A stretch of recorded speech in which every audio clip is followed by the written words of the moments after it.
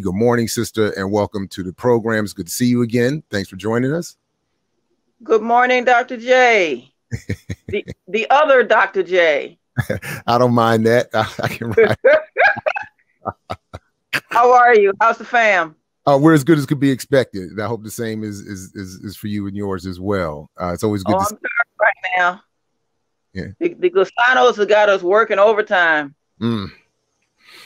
Well, yeah. So talk a little bit about what you. So you all are going to be involved. That is Black Alliance for Peace with a Hands Off Cuba, U.S. Hands Off Cuba effort. Is that what I'm seeing here correctly? And what's going on with that?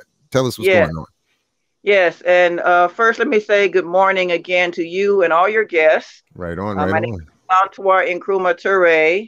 I'm an organizer with Black Alliance for Peace. I live in Philadelphia. And we're preparing for a great event later this afternoon at 5 o'clock at Philadelphia City Hall. And we're preparing to say loudly and unapologetically to declare our solidarity with Cuba and to say end the blockade. So we have a coalition of us, the Philadelphia chapter of Black Alliance for Peace. We have the Party for Socialism and Liberation. We also have Workers' World Party. So we've done a lot of work in a matter of less than 2 weeks, actually, to put this together. We're very excited about it. We just want to again say, U.S. hands off Cuba, end the blockade. And additionally, we want to say hands off Assata Shakur. So just why would this action be important both to take place in Philadelphia, and why should people support it? Why is Philly involved with this a hands off Cuba thing? What does that have to do with Philly, and what does it have to do with Assata, and what does it have to do with Mumia, who's also up there? Like why? Well, as you know, Philadelphia has a long, proud history of struggle, revolutionary politics.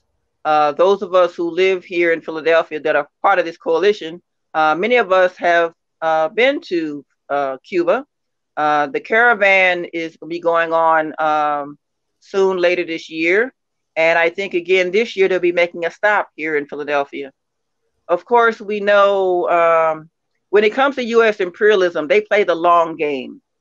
So after more than 60 years of attempting to destabilize Cuba with this embargo, they are unrelenting. And of course, U.S. imperialism will take advantage of any opening or opportunity they see.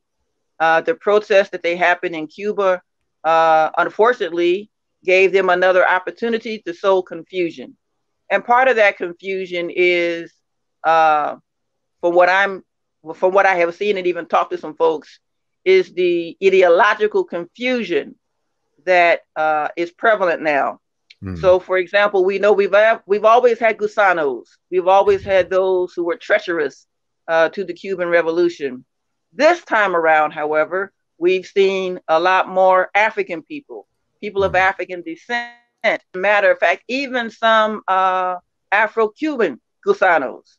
I don't know where they came from. It's like they had them growing in a vacant lot somewhere and they just popped up. But they're out here too.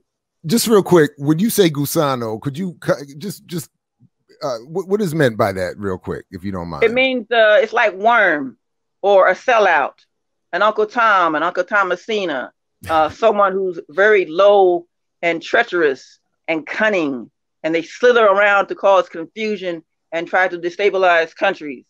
So, for example, for the 6 years that I've now lived in Philadelphia, we've had events, hands off Venezuela. Here come the Venezuelan Gusanos, right? We've had events around Cuba. A few of those pop up. Now we're seeing so much other things going on that we're taking all the precautions and measures necessary to have a successful event and to make sure that the political message that we have, U.S. hands off Cuba, is heard loud and clear.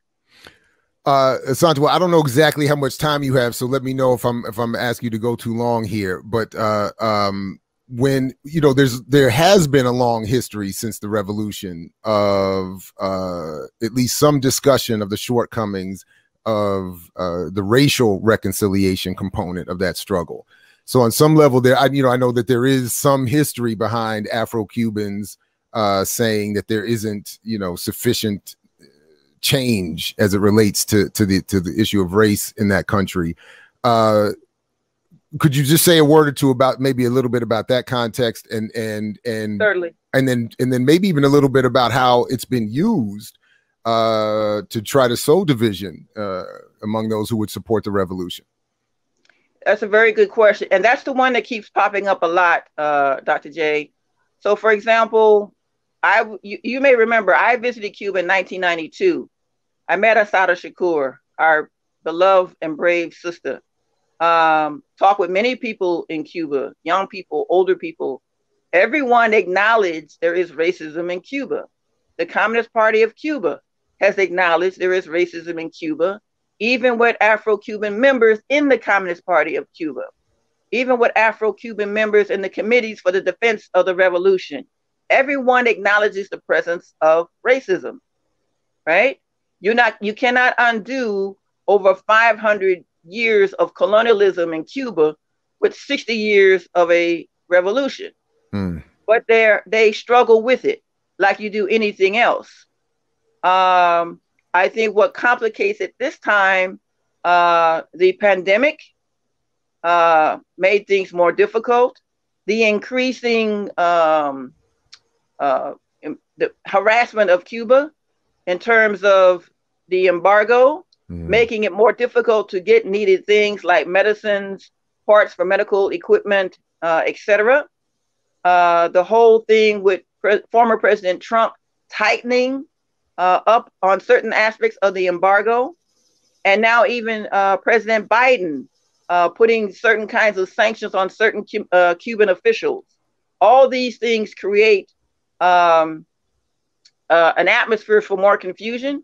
There is racism, not denied. But I think what we must say is that racism in Cuba is not as institutionalized there as it is here in the United States of America. There are no George Floyds in Cuba. There are no Tamir Rices in Cuba. There are no Sandra Blands in Cuba. Let's be clear about that. And I think perhaps if it were not for the embargo and constant harassment from the United States, you know, all these dissident groups that the United States funds through National Endowment for Democracy, USAID, etc., all that plays a part. So certainly the people are frustrated with the pandemic and not being able to get certain things or do certain things, right? And there are ideological struggles inside the Cuban Revolution. No one denies that. But it certainly does not give the United States of America the right to continue to try to overthrow Cuba. That's just wrong, right? Just last month, the United Nations, they had this resolution about the U.S. embargo against Cuba. And I think it was about 184 countries that said no, or they disagree with the embargo. Only 2 countries said yes: the United States of America and Zionist Israel, which we're not surprised. That's always been the case. So I think all these things have to be taken in consideration. I think part of the ideological confusion now, we have people who some comrades of mine here in Philadelphia, they want to, you know, be concerned about Afro-Cubans. They want to hear their voices and make space for them, etc. Oh, I agree with that. But what it turns out to be is we have to be very careful that we do our research. Someone said something about a book, The Power of Race, by Dr. Danielle Clayland. She teaches at UT Austin. So I did my little usual 3 clicks, and I found some of her Twitter remarks. And the first comment I saw from her was the Cuban government is a dictatorship. Oh. Now, Dr. Cleland is Afro-Puerto Rican. And she has said nothing on her Twitter or anywhere else about the protest that happened in Puerto Rico about 2 weeks ago regarding electricity. And that whole, I think it's called something like a Financial Control Board of Puerto Rico. Nothing about that. Someone sent out an article by Dr. Odette Casimir Cisneros. She teaches here at the University of Pennsylvania. And on her Twitter, SOS Cuba, oh, I'm disappointed in the global left. They don't have solidarity with us. They don't want to hear our voices.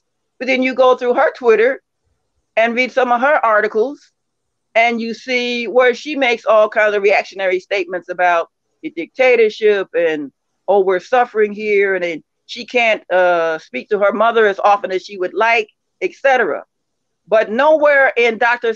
Cisneros' remarks does she say anything about the embargo. If she's concerned about her elderly mother and wanting the best for her, wanting to be able to talk to her regularly, then certainly she should know that the embargo makes it more difficult if her mother ever needed a medical procedure, some specific type of medicine, or something like that. If she needed that and could not get it, or could not get it in a timely fashion due to the U.S. embargo, why isn't she more part of an international campaign against the embargo? Right? Another young man who's Afro-Cuban, lives here in the United States. I believe he lives in New York City. Long story short, someone suggested him. And I said, well, we don't know him. So I did my 3 clicks, right? Google is your friend. When I started in the movement, I had Why is it just 3 clicks? I find everything, So back in the day, I had to go to the card catalog in the library. Y'all don't know nothing about that, right? So long story short, I find not the microfiche. It's not the microfiche. No, I had the microfiche too. Yes, yes, but that's another story. But so I look up this young man, and it's not him and his politics, but it's his network of organizations that he's a part of that gave me time to pause. I don't know this brother. I'm not sure about this. So we said, no, we're not doing that. Now he says he's against the embargo, but nowhere on his 2 websites where he talks about how he organizes trips to Cuba, nowhere on his websites does he say anything to make clear that he's against the U.S. embargo against Cuba. So all kind of people are popping up. You may have seen all these Afro-Cubans or other Black folks writing articles about Cuba, and yes, the embargo must go, but we must deal with racism. We agree, mate, we must deal with racism, but let's deal with the issue of racism in Cuba in a way that does not contribute to attempts to overthrow Cuba. And certainly, let's deal with the racism in the United States. Creepy Joe Biden is worried about human rights in Cuba, but he sides with the police when it came to last summer's uprisings against police brutality in the wake of the police murder of George Floyd. Creepy Joe Biden wants to give police departments more money, more police officers to further occupy our communities. And don't get me started about Kamala Harris. Well, I mean, I just think you raise many good points, and one of them is again, I mean, if Biden and them were really concerned about responding and I guess appeasing those who are in the streets, then we would have abolished the police. We would have been out of Afghanistan and Iraq. We would not have invaded Libya. We would not. I mean, there's so many things people are out in the streets for, and have been for years, that get ignored. And then a few people step out into the street in Cuba, and it's all of a sudden we got to support overthrowing the whole thing. And of course, Cubans, Afro or otherwise, should be, as should everybody, be wary of when the United States says it's going to step in and help you with your racism. So anyway. I mean, yeah, and also with that, if we're looking at racism in the United States, Biden supports the death penalty, does he not? We know I he supports believe the so. police. Yeah, yeah, he definitely supports the police and You know, increased surveillance and bombing Somalia and so on and so on, and not giving health care, not minimum wage, none of that. So anyway, take any time you want to say anything else, but I just want to make sure we hit again where everything is happening today, 5 p.m. Eastern time in Philly. yes, 5 p.m. today in Philadelphia. We're going to meet on the north side of City Hall. We're going to have speakers and Cuban flags, the Cuban national anthem, music, and all kinds of other things. But let me also back up just a moment, Sure. Dr. J. Sure. We, a Black Alliance for Peace, salute Black Lives Matter for that courageous statement they made in solidarity with Cuba. Now, the Gusanos, some of these Black folks, Dr. Cleland, Dr. Cisneros, were critical of the statement, right? But let's look even further than that. The issue is not the Black Lives Matter statement, and we salute them. We salute them for that. That was a courageous move on their part. But the question we should be asking, all the Black folks, Dr. J, all the Black folks you and I know that have been to Cuba, that knew Asantewaa Nkrumah-Ture back in the day, all these organizations out here that we know Cuba, have been in solidarity with Cuba. Where is their statement in solidarity with the Black Lives Matter statement? And where is their statement condemning this treacherous embargo? We don't even hear crickets right now. Really? Is it? Honestly, I would not. I'm not. Honestly, this is news to me. I didn't realize it was that quiet on the you know, Black I've been doing this a radical long front. time. Yeah. I've been doing this a long time. You may recall back in 2010, I hate to say this person's name, but what we call the Carlos Moore letter. Yeah, I remember that. Dr. Cornel West and other prominent Black folks signed this letter basically condemning racism in Cuba. But where are all those folks that signed that letter? That's a good question. You know what? I'm not up on that. And well, you know, I am. Well, of course you are. And welcome, Nathaniel. Welcome. You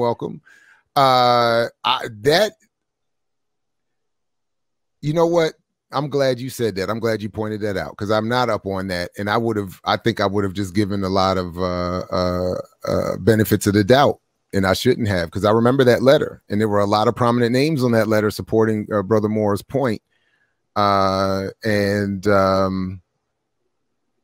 so if they're not making, requisite sounds now, that's a mess. So yeah, absolutely. Because they could be a part of the effort now to end the embargo, to put pressure on the Biden administration. Because for what I've been told by, some legal folks, what it takes now to end the embargo is an executive order or some type of act of Congress.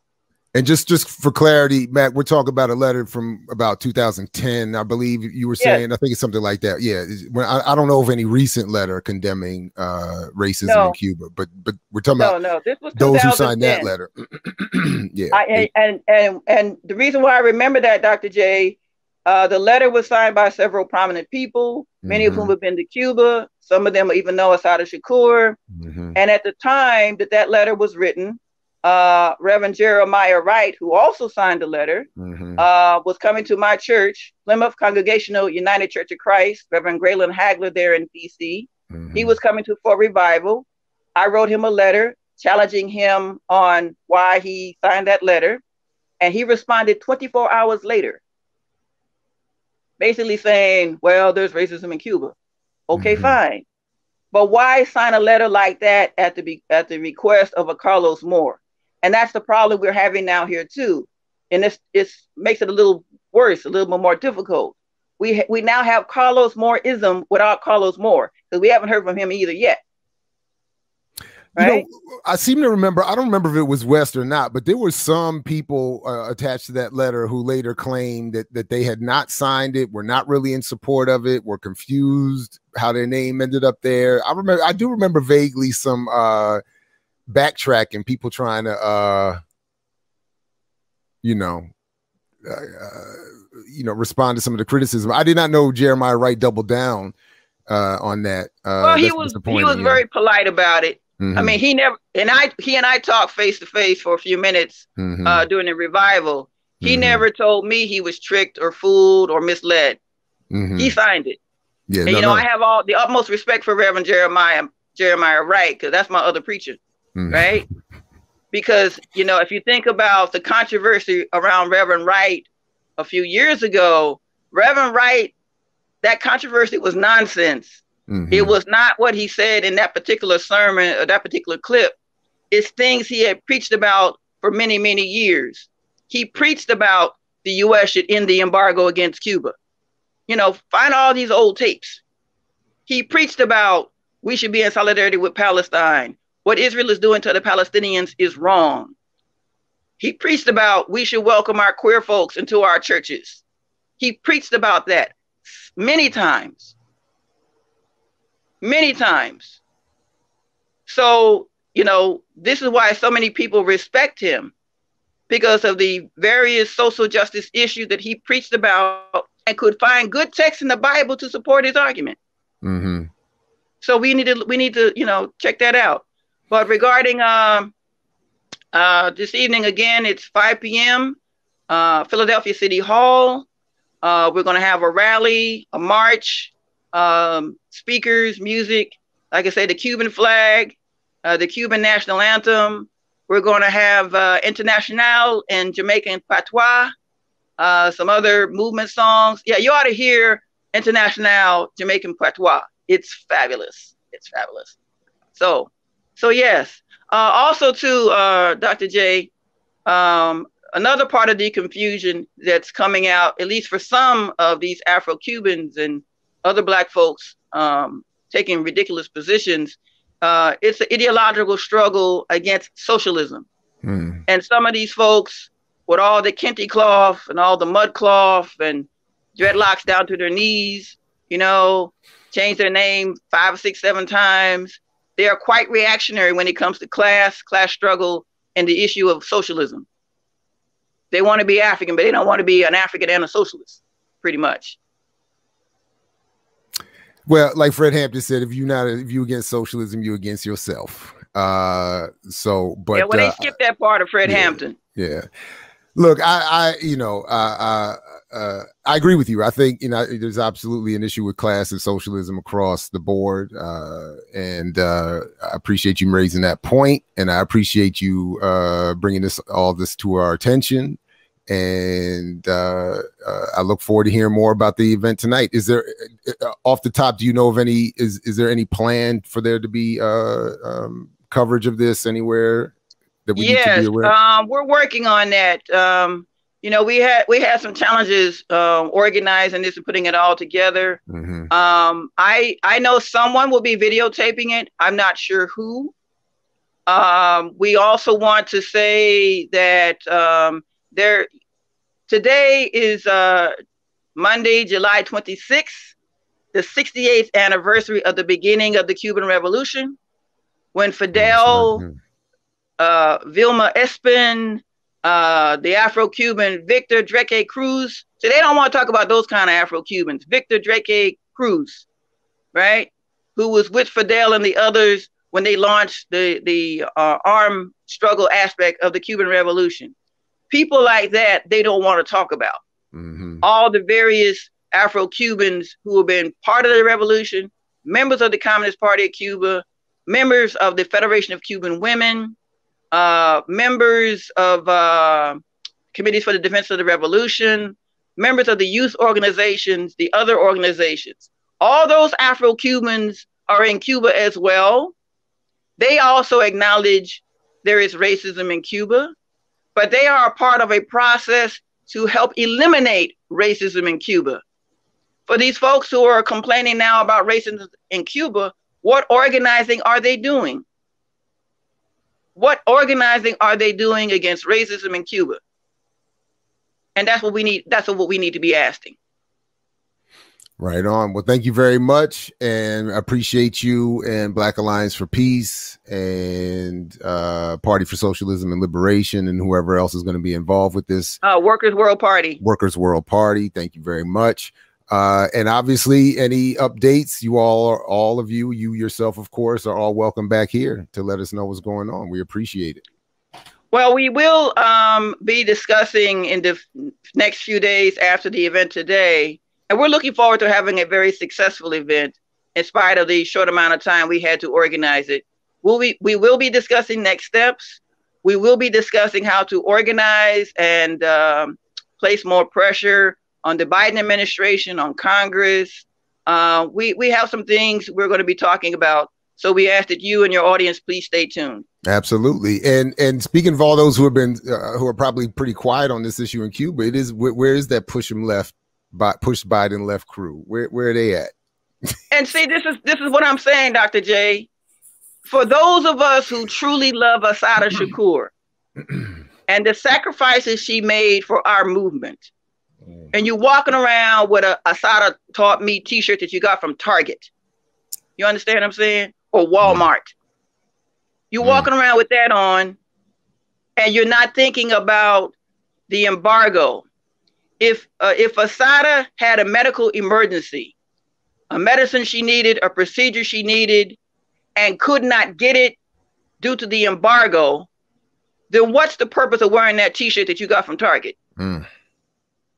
For the prisoners, for those Muslim prisoners still held in Guantanamo prison, which is Cuban territory, ran by the United States of America. The U.S. is occupying Cuban territory with a prison. They have imprisoned several Muslim prisoners, I think for more than 15, 20 years. No trial, no hearing, but they're still in Guantanamo prison. And if those prisoners, and assuming that they are getting good medical care, if they needed something, I mean, how do they get it? They have to circumvent the embargo because it's U.S. occupied, U.S. controlled territory. Any further destabilization of Cuba, how would that affect Asantewaa Shakur? How would it affect these prisoners? Right? And I think it's kind of interesting that the first Black president raised the bounty on Asada's head. So now when you visit Cuba, you can't go visit Asada and talk with her and meet her and thank her for her contributions, because she has to be concerned about her safety.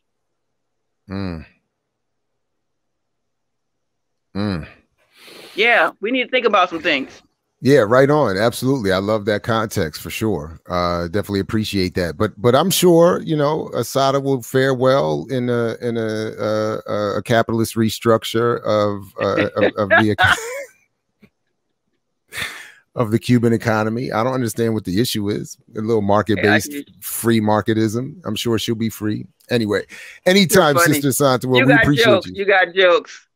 You got jokes. I'm just trying to reconcile what the TV tells me every day before I come on here. So I appreciate. Got you. No, I appreciate you. Anytime. Good luck tonight. And we all obviously here at BPM ready to support and happy to support. So I appreciate you coming through anytime. Yes, and again, thank you for allowing me to say these things. Thank your audience for listening. I would just encourage your audience to let me just say real quickly. Sure. One of the things we're going to focus on tonight are the various movements and countries that Cuba has shown solidarity with. So we'll be talking about Cuba and Mexico and other countries of Latin America, because Mexico just took a large amount of medicines and syringes to Cuba. We thank Mexico for that. We're going to be talking about Cuba's solidarity with Palestine, right? We're going to be talking about Cuba's solidarity with different African countries, such as Angola, etc. We'll be talking about Cuba's solidarity with Haiti that has been going on for many years. We'll be talking about the medical assistance Cuba provided to Haiti after the earthquake. We're going to be talking about Cuba's medical missions and throughout Latin America and Africa, other parts of the world. right? We're going to be talking about the Latin American School of Medicine in Cuba and how young people from all over the world, including the United States, go to medical school there, and it's for free. And the only requirement is you go back to your community and serve your community, right? We're going to be talking about all these different aspects of Cuba's solidarity. So we look forward to that. Right on. Thank you again. Appreciate you. And like I said, anytime, we're happy to get more. So thanks. All right. Well, thank you very much. Have a good day. And thanks again to all your listeners.